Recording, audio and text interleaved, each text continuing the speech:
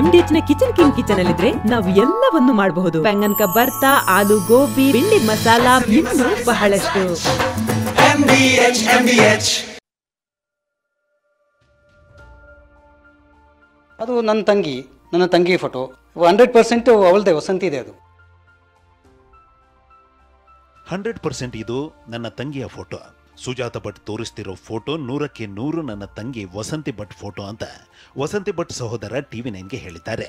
ಮತ್ತೊಂದ್ ಕಡೆ TV9 ಜೊತೆ ಮಾತನಾಡಿದ ಸುಜಾತ ಭಟ್ ಇದು ಗ್ಯಾರಂಟಿಯಾಗಿ ನನ್ನ ಮಗಳು ಅನನ್ಯ ಭಟ್ ಫೋಟೋ ಅಂತಿದ್ದಾರೆ. ಅದು ಗ್ಯಾರಂಟಿ. ಅದು ಇದ್ದಿದ್ದು ಒಂದು ನಿಮಿಷ ಅಶೋಕ್ ಅವರೇ, ಅದು ಒಂದು ಸಣ್ಣ ಫೋಟೋ, ಅದು ನನ್ನ ಮಗಳ ಫೋಟೋ. SIT ಧರ್ಮಸ್ಥಳದಲ್ಲಿ 100 ಹೆಣಗಳ ರಹಸ್ಯ ಬೆನ್ನಟ್ಟಿದೆ. ಮುಸುಕುದಾರಿ ತೋರಿಸಿದ ಕಡೆಯಲ್ಲೆಲ್ಲ ಶವಗಳಿಗಾಗಿ ಶೋಧ ನಡೆಸಿರುವ SIT ದೂರುದಾರರ ಇತಿಹಾಸವನ್ನ ಕೆದಕುತ್ತಿದೆ. ಮುಸುಕುದಾರಿಯನ್ನ ತೀವ್ರ ವಿಚಾರಣೆಗೆ ಒಳಪಡಿಸಿದೆ. ಮುಸುಕುದಾರಿಗೆ ಮೊದಲೇ ಪ್ರತ್ಯಕ್ಷವಾಗಿ ಧರ್ಮಸ್ಥಳದಲ್ಲಿ ತನ್ನ ಮಗಳು ಅನನ್ಯ ಭಟ್ ಕಾಣೆಯಾಗಿದ್ದಾಳೆ ಅಂತ ದೂರು ನೀಡಿದ್ದ ಸುಜಾತ ಭಟ್ ಬಗ್ಗೆಯೂ ವಿಚಾರಣೆ ನಡೆಸಿದೆ. SIT ತನಿಖೆ ಮಧ್ಯೆ ಈ ಸುಜಾತ ಭಟ್ ಯಾರು, ಈಕೆ ಹಿನ್ನೆಲೆ ಏನು ಅನ್ನೋದು ಬಯಲಾಗಿದೆ.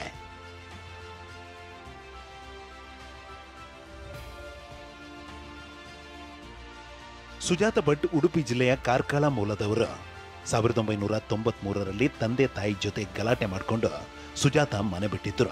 1999ರ ತನಕ ಚಿಕ್ಕಮಗಳೂರು, ಶಿವಮೊಗ್ಗ ಭಾಗದಲ್ಲೇ ನೆಲೆಸಿದ್ರು. ಈ ವೇಳೆ ಸುಜಾತ ಭಟ್ ಒಂದು ಸಂಘಟನೆಯ ಜೊತೆ ಸಂಪರ್ಕದಲ್ಲಿದ್ರು. 1999ರಲ್ಲಿ ರಿಪ್ಪನ್ಪೇಟೆಯ ಪ್ರಭಾಕರ್ ಜೊತೆಗೆ ಸಹಜೀವನ ನಡೆಸಿದ್ರು.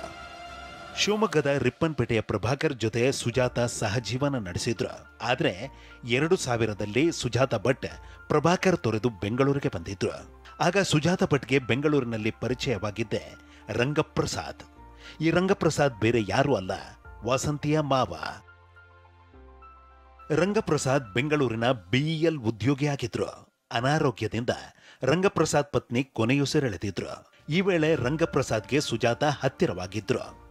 ಸುಜಾತ ರಂಗಪ್ರಸಾದ್ ಅವರ ಮಗ ಶ್ರೀವತ್ಸನ ದೂರ ಮಾಡಿದ್ರು ಅನ್ನೋ ಆರೋಪ ಇದೆ. ಇನ್ನು ವಸಂತಿ ಕೊಡಗು ಜಿಲ್ಲೆಯ ವಿರಾಜಪೇಟೆಯ ಪೊನ್ನಪ್ಪ ಎಂಬುವವರ ಮಗಳು. ಪ್ರೀತಿಸಿ ಮದುವೆಯಾಗಿದ್ದ ವಸಂತಿ 2007ರಲ್ಲಿ ನಾಪತ್ತೆಯಾಗಿದ್ರು. 24 ದಿನಗಳ ಬಳಿಕ ವಸಂತಿ ಮೃತದೇಹ ಕೋಟೋಳಿ ಹೊಳೆಯಲ್ಲಿ ಸಿಕ್ಕಿತ್ತು ಅಂತ ಸಹೋದರ ವಿಜಯ್ ಮಾಹಿತಿ ನೀಡಿದ್ದಾರೆ. 5/9/2007ನಲ್ಲಿ ಬ್ಯಾಂಗ್ಳೂರಿಂದ ಮಿಸ್ ಆಗ್ಬಿಟ್ಟು ನಾವೆಲ್ಲ ಹುಡುಕ್ತಾ ಮಿಸ್ಸಿಂಗ್ ಕಂಪ್ಲೇಂಟ್ ಬ್ಯಾಂಗ್ಳೂರಲ್ಲಿ ಕೊಟ್ಟಿದ್ದೆ ಸಂಜಯನಗರಲ್ಲಿ. ಆಮೇಲೆ ಒಂದು 24 ಡೇಸ್ ಆದಮೇಲೆ ನಮ್ಮದು ಡಿಕಂಪೋಸ್ ಬಾಡಿ ನದಿಯಲ್ಲಿ ಸಿಕ್ತು, ಕೊಟ್ಟೋಳಿ ಹತ್ರ, ಇಲ್ಲೇ ನಮ್ಮ ಮನೆಯಿಂದ ಒಂದು 7-8 ಕಿಲೋಮೀಟರ್ ದೂರದಲ್ಲಿ ಸಿಕ್ತು. ವಸಂತಿ MS ರಾಮಯ್ಯ ಕಾಲೇಜಿನಲ್ಲಿ ನರ್ಸಿಂಗ್ ಓದುತ್ತಿದ್ದಾಗ ಪಾಸ್ಪೋರ್ಟ್ ಸೈಜ್ ಫೋಟೋ ತೆಗೆಸಿದ್ರು. ರಂಗಪ್ರಸಾದ್ ಸಾವಿನ ನಂತರ ಮನೆ ಖಾಲಿ ಮಾಡುವಾಗ ಸುಜಾತ ಭಟ್ಗೆ ವಸಂತಿ ಫೋಟೋ ಸಿಕ್ಕಿದೆ ಎನ್ನಲಾಗಿದೆ. ಈಗ ನನ್ನ ತಂಗಿ ವಸಂತಿ ಫೋಟೋವನ್ನೇ ಸುಜಾತ ಭಟ್ ತೋರಿಸ್ತಿದ್ದಾರೆ ಅಂತ ವಸಂತಿ ಸಹೋದರ ವಿಜಯ್ ಆರೋಪಿಸಿದ್ದಾರೆ. ಇದು 100% ನನ್ನ ಸಹೋದರಿ ವಸಂತಿ ಫೋಟೋ ಎಂದಿದ್ದಾರೆ.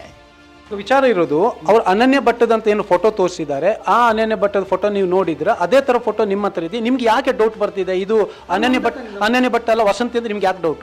ಅದೇ ನನ್ನ ತಂಗಿದು ನಮ್ಗೆ ಗೊತ್ತಾಗುತ್ತೆ ಅಲ್ಲ, ನೋಡಿದ್ರೆ ಗೊತ್ತಾಗುತ್ತಲ್ಲ. ನೋಡಿದ ತಕ್ಷಣ ನಮ್ಗೆ ಗೊತ್ತಾಯ್ತು, ನಮಗೆ ಅವಳು ನಮ್ಮ ತಂಗಿದೇ ಫೋಟೋ ಅಂತ, ಅವರು ಮಿಸ್ಯೂಸ್ ಮಾಡಿದ್ದಾರೆ ಅಂತ. ಫ್ಯಾಮಿಲಿಗೆಲ್ಲ ತುಂಬ ಬೇಸರ ಆಯಿತು. ಆದರೆ TV9 ಜೊತೆ ಮಾತನಾಡಿದ ಸುಜಾತ ಭಟ್ ಇದು ನನ್ನ ಮಗಳು ಅನನ್ಯ ಭಟ್ ಅವರದ್ದೇ ಫೋಟೋ ಎಂದಿದ್ದಾರೆ. ನನ್ನ ಬಳಿ ನನ್ನ ಮಗಳ ಬರ್ತ್ ಸರ್ಟಿಫಿಕೇಟ್ ಕೂಡ ಇದೆ ಎಂದಿದ್ದಾರೆ. ಬರ್ತ್ ಸರ್ಟಿಫಿಕೇಟ್ ನನ್ನ ಹತ್ರ ಇದೆ. ನಾನು ಒಂದು ಹಳ್ಳಿಯಲ್ಲಿ ಇದು ಮಾಡಿದಳು ಇದೆ. ನಾನು ಎಲ್ಲಿ ಕೊಡಬೇಕು ನಾನು ಕೊಡ್ತೀನಿ ಸರ್. 2.5 ಎಕರೆ ಜಮೀನು ವಿವಾದ. ಏನದು ಸುಜಾತ ಧರ್ಮಸ್ಥಳ ನಂಟು? ಸುಜಾತ ಭಟ್ ತಮ್ಮ ಮಗಳು ಅನನ್ಯ ಧರ್ಮಸ್ಥಳದಲ್ಲಿ ನಾಪತ್ತೆಯಾಗಿದ್ದಾರೆ ಎಂದು ಆರೋಪಿಸಿದ್ದಾರೆ. ಈ ಮಧ್ಯೆ ಸುಜಾತ ಭಟ್ಗೆ ಧರ್ಮಸ್ಥಳದಲ್ಲಿ ಅದೊಂದು ಜಮೀನು ವಿವಾದ ಇದೆ ಅನ್ನುವ ವಿಚಾರ ಬಯಲಾಗಿದೆ. ಮಣಿಪಾಲದಲ್ಲಿರುವ ಪಾರಿಕಾ ಗ್ರಾಮದ 2.5 ಎಕರೆ ಜಮೀನು ವಿವಾದ ಇದೆ. ಪಾರಿಕಾ ಗ್ರಾಮದಲ್ಲಿ ಧರ್ಮಸ್ಥಳ ಯೋಗ ಮತ್ತು ಆಯುರ್ವೇದಿಕ್ ಸೆಂಟರ್ ಇದೆ. ಇದಕ್ಕೆ ಹೊಂದಿಕೊಂಡಂತೆ ಸುಜಾತ ಚಿಕ್ಕಪ್ಪ ಮಾಲೀಕತ್ವದ 2.5 ಎಕರೆ ಜಮೀನು ಇತ್ತು. ಆದರೆ ಈ ಜಮೀನನ್ನ ಸುಜಾತ ಚಿಕ್ಕಪ್ಪ 1997ರಲ್ಲಿ ಧರ್ಮಸ್ಥಳಕ್ಕೆ ದಾನ ಮಾಡಿದ್ರು. ತಮ್ಮ ಚಿಕ್ಕಪ್ಪ 1997ರಲ್ಲೇ ಧರ್ಮಸ್ಥಳಕ್ಕೆ ಜಾಗ ದಾನ ನೀಡಿದ್ರು.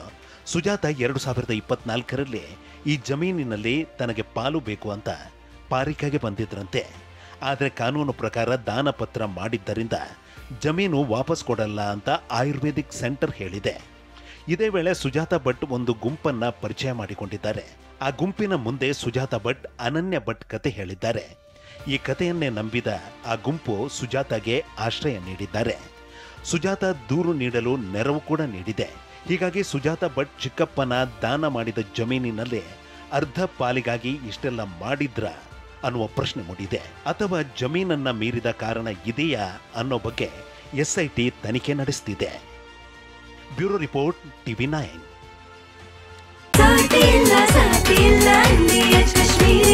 ಅರೆ ಕಡಿಮೆ ಹಾಕು ಆದ್ರೆ ಅಸಲಿ ಹಾಕು MDH ಕಾಶ್ಮೀರಿ ಕೆಂಪು ಮೆಣಸಿನ ಪೌಡರ್.